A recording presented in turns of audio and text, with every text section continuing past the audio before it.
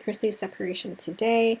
So you probably, the other video we left off with the global filter, the global folder, the high pass sharpening layer. So now what we're going to do is we're going to create another layer with all that merged, all the belows merged. Okay, so first thing first, I am going to do short key with this, it's easier. Command Shift Alt. You need all your fingers for this. So Command Shift Alt E or Control Shift Alt E for Windows. Okay. Now you created a layer. So I'm going to come here, unlock this layer, and then I'm going to group it. And I'm going to name it Original. Okay. And then hide it. Name this layer Based. Okay. Or actually Base Image if you want. Or whatever that makes sense to you. Okay. So let's leave it like that. So now you're ready to do high frequency separation. Okay. So first thing, we're going to duplicate this image twice. So I'm going to name this high. So high frequency separation, like I mentioned in the lecture, high is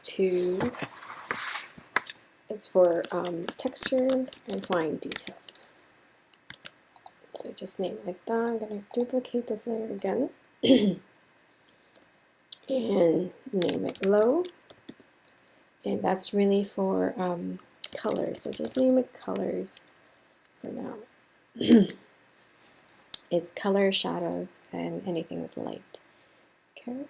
So to organize this properly, I'm going to put it in a folder and then name it frequency separation. Okay. Now that you have all this organized, everything's named properly, we're going to go and just work with the low. So we're just going to hide that layer there. Select the low. We're going to go up to Filter, Blur, Gaussian Blur, and like everything I do, I like to over-exaggerate, but for other people, you might want to stop when you just see the skin starting to blur. So let's do this slowly. Okay, so it's starting now to blur. Because she's a child, I'm not going to make her skin that flawless, but if it's an adult portrait, you might want to make it a little bit more extreme like that. Okay, but for me, I like to bring it back down for children, because you don't want to overdo children. Okay, so click OK. Now we're going to deal with the high texture. So select that high, and then we're going to hide that. We're just going to keep it like that. Go up to Image, and then we're going to go to Apply Image. Click on it. Here's very important for 8 bytes image. We are going to select the following. So we want to select low. What do you want to do with that low? The bottom layer is to subtract it. So make sure subtract is selected, and then 2 and 128 to offset. So 128 is just a neutral gray. Scale, we want the maximum. It's either 1 or 2. So we want 2. Offset is 128. So because neutral gray. If you're 16 byte, you do the following. Okay. So 16 bit you want to invert. You want to select invert, and then you want to add, and this is 2, and offset 0. Okay, so because this is not 16, I'm going to go back to subtract. Okay, Okay, so 8 bytes is subtract to 128. Okay, and this is checked off. Now that's checked off. I'm good, okay. And then I am going to overlay this. So you can go down. I usually like to use linear. Okay, so you shouldn't see a difference between the before and after now, right? So now here's the magic. You go down to here, low power, you see everything's blur. We're going to play with the texture around her eye bottom here. Go to the brush, mixer brush tool, make sure this is transparent, this is off. Okay, so that's off.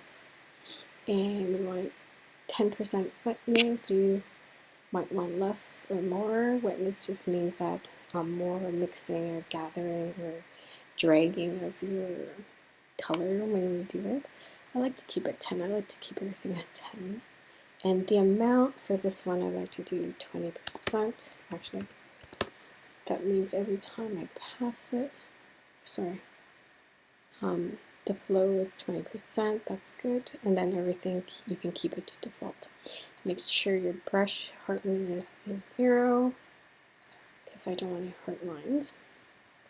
Okay, so I'm going to go over and just brush this off a little.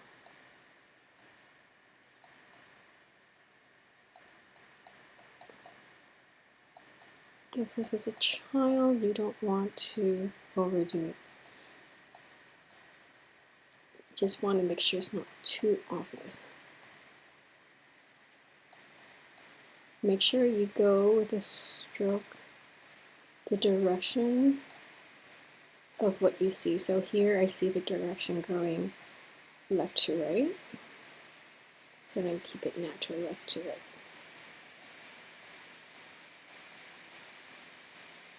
And here, there's a swoop. I'm going to keep that swoop.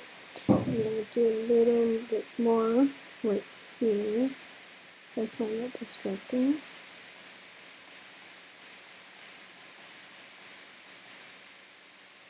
Okay. And then maybe just a general light swoop. This is very mild and not obvious. Okay, so now we can bring back the texture, the details on. So if you notice, before, after. So it's just a little bit of fixing, not too much. Okay, so now we're going to go to the texture area and fix just slight texture. I like her eyebrow, but if you didn't like the eyebrow, this is where you would fix it. Spot healing tool. So because the eyebrow here is, or the hair here is dark, we want to make sure mode is lightened, content aware, sample all of it is off. We don't want this. So we're going to remove just this hair in here.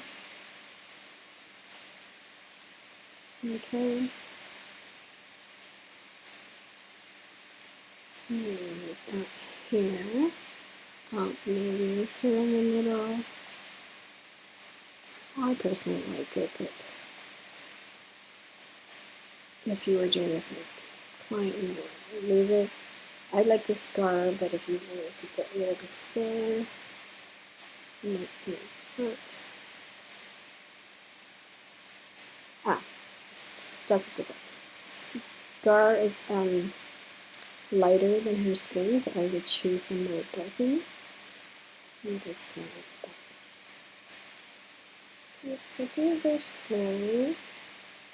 So you just want to lighten it just a bit. Okay. So this blender too, if you're going to take it, it's black, so I'm going to lighten that up. And then I'm going to go here and just pick that bit. So is there any other texture? Yeah.